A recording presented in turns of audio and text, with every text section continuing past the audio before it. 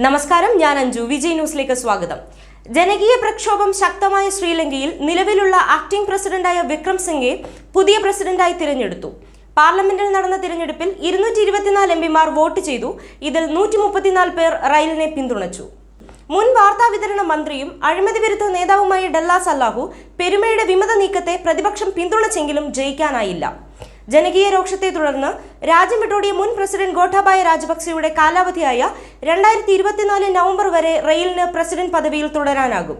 അതേസമയം റെനിൽ രാജപക്സെ കുടുംബത്തിന്റെ നോമിനിയാണെന്ന് ജനകീയ പ്രക്ഷോഭകർ ആരോപിക്കുന്നു. പ്രക്ഷോഭകർ പ്രസിഡന്റ് കൊട്ടാരം കയ്യേറിയ ദിവസം പ്രധാനമന്ത്രിയായിരുന്ന റെനിലിന്റെ സ്വകാര്യ വീട് അഗ്നിക്കിരയാക്കിയിരുന്നു. നയതന്ത്ര ബാഗേജ് വഴിയുള്ള സ്വർണ്ണക്കടത്ത് കേസിൽ വിചാരണ കേരളത്തിന് പുറത്തേക്ക് മാറ്റണമെന്ന് എൻഫോഴ്സ്മെന്റ് ഡയറക്ടറേറ്റ് സുപ്രീം കോടതിയിൽ ആവശ്യപ്പെട്ടു. പ്രതികൾ സാക്ഷികളെ സ്വാധീനിക്കാനുള്ള സാധ്യതകൾ ചൂണ്ടിക്കാട്ടിയാണ് ഇ ഡി കോടതിയിൽ ആവശ്യമുന്നയിച്ചത്. ബംഗളൂരുവിലുള്ള കോടതിയിലേക്ക് മാറ്റണമെന്നാണ് ഇ ഡി ആവശ്യപ്പെട്ടിരിക്കുന്നത്. എറണാകുളം സെഷൻസ് കോടതിയിലാണ് നിലവിൽ കേസിലെ നടപടികൾ നടന്നുകൊണ്ടിരിക്കുന്നത്. കേസ് അന്വേഷണം നടത്തിയ ഉദ്യോഗസ്ഥർക്കെതിരെ കേസെടുക്കുന്നത് ഉൾപ്പെടെയുള്ള അവസ്ഥ കേരളത്തിലുണ്ടായ സാഹചര്യത്തിലാണ് ഇ ഡി നിലപാട് സ്വീകരിച്ചിരിക്കുന്നത്. സർക്കാർ സർവീസിലെ ഉന്നത ഉദ്യോഗസ്ഥർ പ്രതിയായ കേസിൽ സംസ്ഥാനത്ത് നീതിപൂർവമായ വിചാരണയ്ക്ക് സാഹചര്യം ഉണ്ടാകില്ലെന്ന് വിലയിരുത്തലുണ്ട്. എം ശിവശങ്കർ ഇ.ടിക്കെതിരെ ശക്തമായ ആരോപണങ്ങൾ ഉന്നയിച്ച് പുസ്തകം എഴുതിയതും ശിവശങ്കർ സ്വാധീനിച്ചാണ് സ്വപ്ന സുരേഷ് ഉദ്യോഗസ്ഥർക്കെതിരെ മൊഴി നൽകിയത് എന്ന് വെളിപ്പെടുത്തിയതും കോടതി മാറ്റത്തിനായുള്ള കാരണമായി ഇ ഡി ചൂണ്ടിക്കാട്ടുന്നു.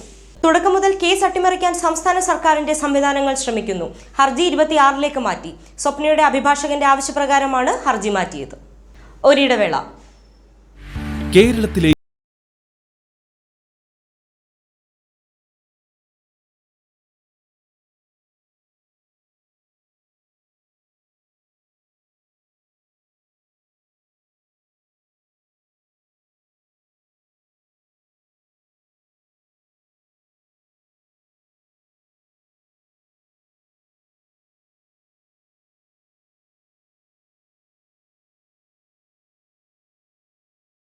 വാർത്തയിലേക്ക് തിരിച്ചു വരാം. തമിഴ്നാട് കള്ളക്കുറിച്ചിയിൽ സ്കൂൾ കെട്ടിടത്തിൽ നിന്നും ചാടി മരിച്ച വിദ്യാർത്ഥിയുടെ മൃതദേഹം ഏറ്റെടുക്കാതെ കുടുംബം ഒളിവിൽ പോയതായി പോലീസ്. ഇന്നലെ രാത്രിയോടെയാണ് പെൺകുട്ടിയുടെ പോസ്റ്റ്മോർട്ടം പൂർത്തിയാക്കിയത്. മൃതദേഹം മോർച്ചറിയിൽ സൂക്ഷിച്ചിരിക്കുകയാണ്. മൃതദേഹം എത്രയും പെട്ടെന്ന് ഏറ്റെടുത്ത് സംസ്കരിക്കണമെന്നാവശ്യപ്പെട്ട് പോലീസ് വിദ്യാർത്ഥിനിയുടെ വീട്ടിൽ നോട്ടീസ് പതിച്ചു. സുപ്രീം കോടതി നിർദ്ദേശിച്ചിട്ട് പോലും പെൺകുട്ടിയുടെ കുടുംബം പോസ്റ്റ്മോർട്ടം നടപടികളുമായി സഹകരിച്ചില്ലെന്നായിരുന്നു പോലീസിന്റെ ആരോപണം.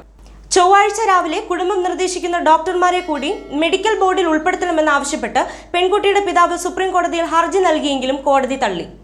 മദ്രാസ് ഹൈക്കോടതിയുടെ നിർദ്ദേശങ്ങൾ അനുസരിച്ച് പോസ്റ്റ്മോർട്ടം നടത്താനും തുടർ നടപടികൾക്ക് സഹകരിക്കാനും കോടതി നിർദ്ദേശം നൽകുകയും ചെയ്തു. പോസ്റ്റ്മോർട്ടം നടക്കുന്ന കള്ളക്കുറിച്ചി മെഡിക്കൽ കോളേജ് ആശുപത്രിയിലേക്ക് വരികയാണെന്ന് പെൺകുട്ടിയുടെ പിതാവും ബന്ധുക്കളും ജില്ലാ ഭരണകൂടത്തെ അറിയിച്ചുവെങ്കിലും എത്തിയില്ല. മൃതദേഹം ഏറ്റെടുക്കാൻ എത്തണമെന്ന് ആവശ്യപ്പെട്ട കുടുംബത്തെ പലകുറി ബന്ധപ്പെടാൻ പോലീസും ജില്ലാ ഭരണകൂടവും ശ്രമിച്ചുവെങ്കിലും കഴിഞ്ഞില്ല. ഈ സാഹചര്യത്തിലാണ് ആ പെൺകുട്ടിയുടെ വീട്ടിൽ പോലീസ് നോട്ടീസ് പതിച്ചത്. കുടുംബം ഒളിവിൽ പോയതായി പോലീസ് മദ്രാസ് ഹൈക്കോടതി അറിയിച്ചതോടെയാണ് ഇന്നലെ വൈകിട്ട് പെൺകുട്ടിയുടെ കുടുംബത്തിന്റെ അസാന്നിധ്യത്തിൽ പോസ്റ്റ്മോർട്ടം നടത്താൻ കോടതി അനുവദിച്ചത്. കുറിച്ചി ചിന്നസേലം ഇന്റർനാഷണൽ റെസിഡൻഷ്യൽ സ്കൂളിലെ +2 വിദ്യാർത്ഥിനിയെ കഴിഞ്ഞ ബുധനാഴ്ചയാണ് ഹോസ്റ്റൽ വളപ്പിൽ മരിച്ച നിലയിൽ കണ്ടെത്തിയത്. മരണത്തിന് മുൻപ് പെൺകുട്ടിയുടെ ശരീരത്തിൽ പരിക്കേറ്റതായി പോസ്റ്റ്മോർട്ടം റിപ്പോർട്ട് വന്നതോടെ ബന്ധുക്കൾ മൃതദേഹം ഏറ്റുവാങ്ങാതെ പ്രതിഷേധം തുടങ്ങി. വിദ്യാർത്ഥി എഴുതിയതെന്ന് പറയപ്പെടുന്ന ആത്മഹത്യാക്കുറിപ്പിൽ പേരുള്ള 2 അധ്യാപകരെ പോലീസ് കസ്റ്റഡിയിലെടുത്തെങ്കിലും ശനിയാഴ്ച വിട്ടയച്ചത് പ്രക്ഷോഭം ശക്തമായി. പെൺകുട്ടിയുടെ മരണത്തിന് കാരണക്കാരായ അവരെ അറസ്റ്റ് ചെയ്യാതെ മൃതദേഹം ഏറ്റെടുക്കില്ലെന്ന നിലപാടിലാണ് കുടുംബം ഇപ്പോൾ. പോപ്പുലർ മാരുതി നെക്സയുടെ 7ാമത്തെ ഷോറൂം തിരുവനന്തപുരത്ത് PMJ ജംഗ്ഷന് സമീപം ഉദ്ഘാടനം ചെയ്തു. മാരുതിയുടെ എക്സിക്യൂട്ടീവ് ഡയറക്ടറായ നൊബുറ്റക്ക സുസുക്കിയും സീനിയർ എക്സിക്യൂട്ടീവ് ഡയറക്ടറായ ശശാങ്ക് ശ്രീവാസ്തവയും ചേർന്നാണ് ഉദ്ഘാടനം നിർവഹിച്ചത്. ചടങ്ങിൽ ഷോറൂമിന്റെ ആദ്യ കാർ ബുക്കിംഗ് താക്കോൽദാന നിർവഹണം നടത്തി. പോപ്പുലർ ഇന്ത്യ ഗ്രൂപ്പിന്റെ ഓൾ ടൈം മാനേജിംഗ് ഡയറക്ടറായ ജോൺ കെ പോൾ, മാനേജിംഗ് ഡയറക്ടറായ നവീൻ കെ ഫിലിപ്പ് എന്നിവർ ചടങ്ങിൽ സന്നിഹിതരായിരുന്നു. ഒരിടവേള. 6 മാസം കൊണ്ടൊരു സോഫ്റ്റ്വെയർ എഞ്ചിനീയർ ആയാൽ, അതും എഞ്ചിനീയറിംഗ് ഡിഗ്രി ഇല്ലാതെ, websites, mobile application, DevOps, AI/ML മോഡലുകൾ ബിൽഡ് ചെയ്ത് നിങ്ങൾക്കും ലോകോത്തര നിലവാരമുള്ള എഞ്ചിനീയറുമായി മാറാൻ കഴിയും. ഈ ഫ്യൂച്ചർ എക്സ് കേരളത്തിൽ ആദ്യമായി ഒരു കോംപ്രഹെൻസീവ് ഇന്റേൺഷിപ്പ് അവതരിപ്പിക്കുകയാണ്. ഈ ഒരു ഇന്റേൺഷിപ്പിലേക്ക് അപ്ലൈ ചെയ്യാനായി താഴെ കാണുന്ന ലിങ്കിലോ നമ്പറിലോ വിളിച്ച് രജിസ്റ്റർ ചെയ്യാവുന്നതാണ്. Thank you.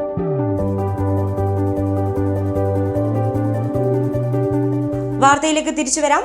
തിരുവനന്തപുരം കരമനയിൽ ശ്രീ നീലകണ്ഠ ശിവൻ സംഗീത സഭാ ട്രസ്റ്റിന്റെ 47ാമത് സംഗീത ആരാധനാ മഹോത്സവത്തിന് തുടക്കമായി.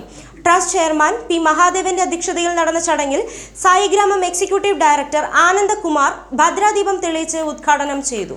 KC Sasidharan professor, Vaikom Venugopal, doctor Omanakutty, V Rajagopal തുടങ്ങിയവർ ചടങ്ങിൽ പങ്കെടുത്തു. 2022 ശ്രീ നീലകണ്ഠ ശിവൻ പുരസ്കാരം മൃദംഗ വിദ്വാൻ തിരുവനന്തപുരം ശ്രീ സുരേന്ദ്രനും യുവ പ്രതിഭാ പുരസ്കാരം കുമാരി ചാരു ഹരിഹരനും നൽകി ആദരിച്ചു.